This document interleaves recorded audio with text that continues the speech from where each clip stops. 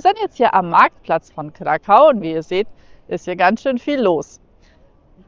Hier sieht man zum Beispiel die Tuchhallen, hinter mir die Marienkirche, aber auch was ganz interessant ist, 2005 gab es hier enorme Ausgrabungen, weil man sehr viel aus dem Mittelalter noch gefunden hat, sehr viele Überreste.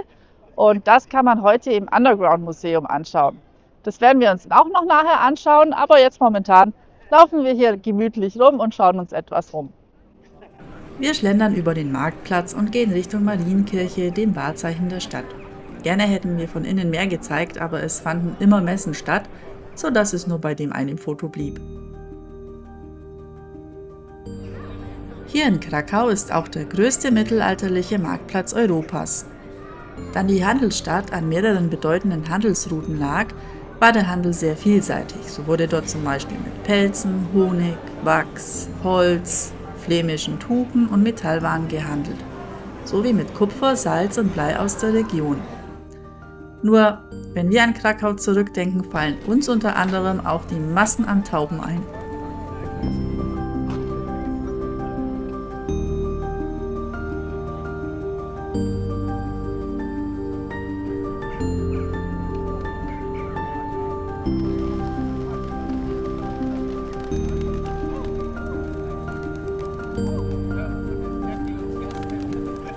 Der offizielle und historische Name der Stadt Krakau ist Königliche Hauptstadt Krakau, da es eine der ältesten und prestigeträchtigsten Städte Polens ist und eine reiche königliche und kulturelle Geschichte hat. Seit 1978 steht Krakau auf der Liste des UNESCO-Welterbes. Sehr prägend wird für uns wohl auch das Essen bleiben. An jedem Eck gibt es Leckereien, ob Restaurants, Cafés, Bistros oder auf Märkten. Und ja, es schmeckt alles wirklich sehr lecker.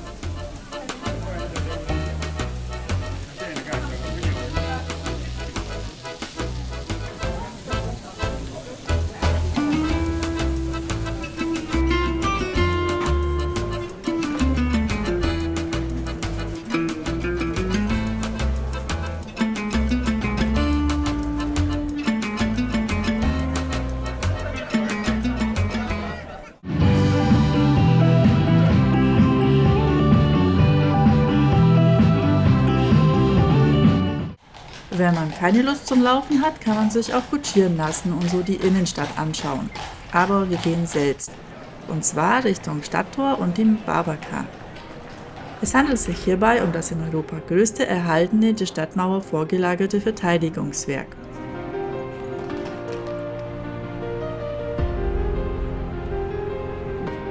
An diesem Tag fanden dort einige mittelalterliche Vorführungen statt, wie zum Beispiel Ritterkämpfe und Alchemievorführungen.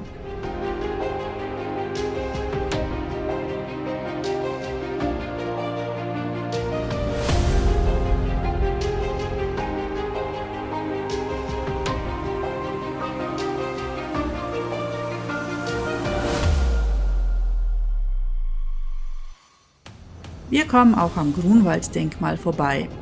Es erinnert an die Schlacht von 1410 bei Grunwald bzw. Tannenberg zwischen dem Deutschen Orden und dem Königreich Polen. Es war eine der größten Schlachten zweier Ritterheere im Mittelalter, für die Polen eine der wichtigsten Schlachten in der tausendjährigen Geschichte. Um die Krakauer Altstadt ist der ca. 4 Kilometer lange Plante-Park. So ist man einerseits in der Stadt, aber dann doch in einem schön angelegten, gartenähnlichen Park. Hier kann man gemütlich hindurchschlendern und dem hektischen Stadtleben entfliehen.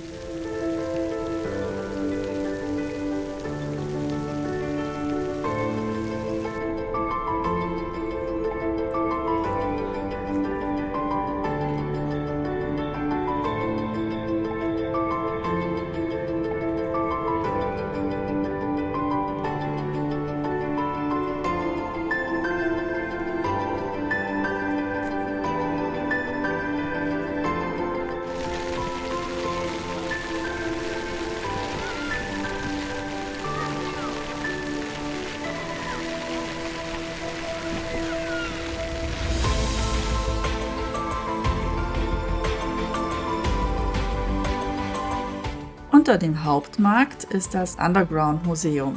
Es zeigt ein Fragment des mittelalterlichen Krakaus, das von Archäologen zwischen 2005 und 2010 freigelegt wurde.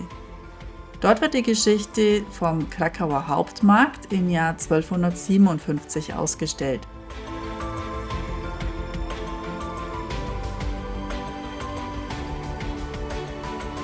Vor dem Bau des Marktes gab es hier zuerst einen Friedhof, dessen Ruinen wir hier auch sehen.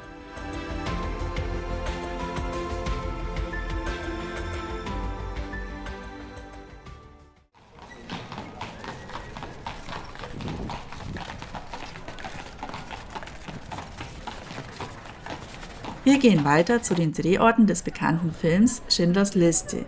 Man erkennt zugegebenermaßen nicht so wirklich viel, wenn man durch die Gassen läuft, aber diesen Hof dann doch. Von hier aus gehen wir in das jüdische Ghettoviertel, zunächst vorbei an der Bernadette-Brücke mit ihren Skulpturen.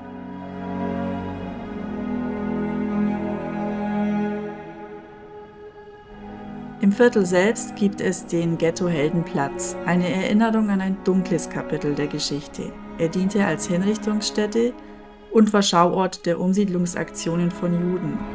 Der Platz erinnert an Ereignisse, die sich hier bei der Auflösung des Krakauer Ghettos 1943 abgespielt haben.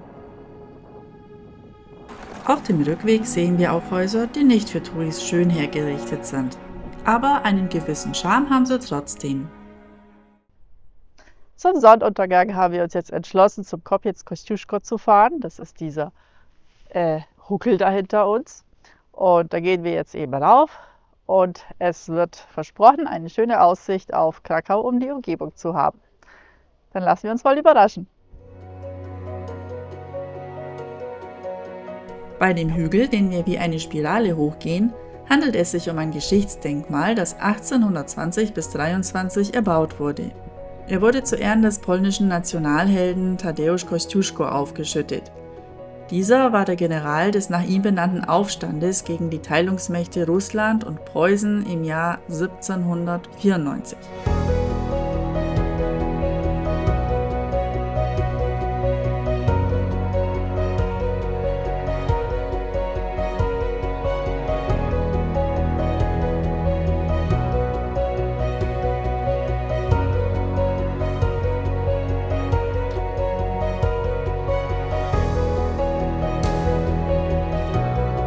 Circa 30 Jahre nach dem Erbau des Hügels bauten österreichische Behörden einen Ring von Befestigungsanlagen drumherum. 1957 wurde diese teilweise wieder abgerissen, aber dann doch gestoppt. So sehen wir hier auf dieser Seite noch ein paar Überreste, während die andere Seite noch steht.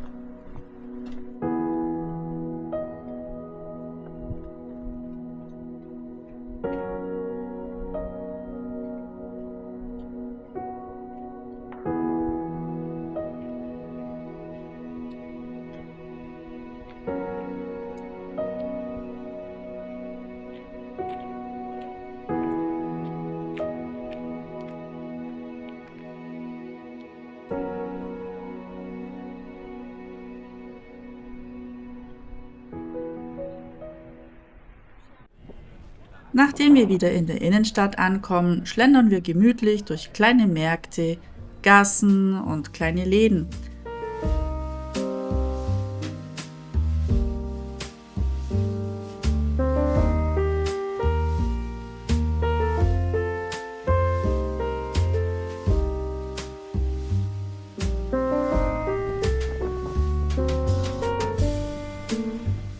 Wir schauen uns den Marktplatz schön beleuchtet im Dunkeln an. Es sind wirklich sehr viele Menschen gerade abends unterwegs.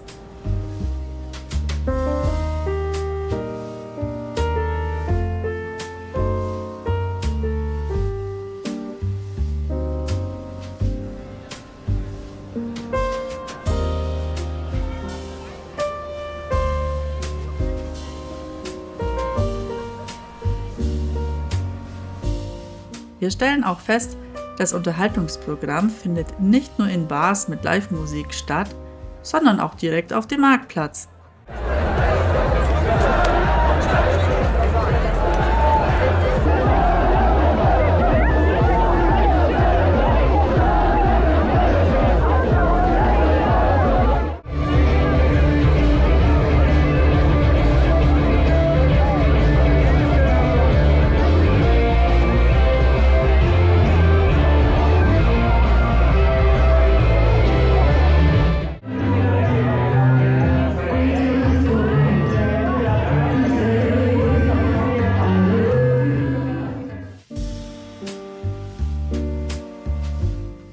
Krakau war wirklich sehr schön und wir kommen auch gerne wieder.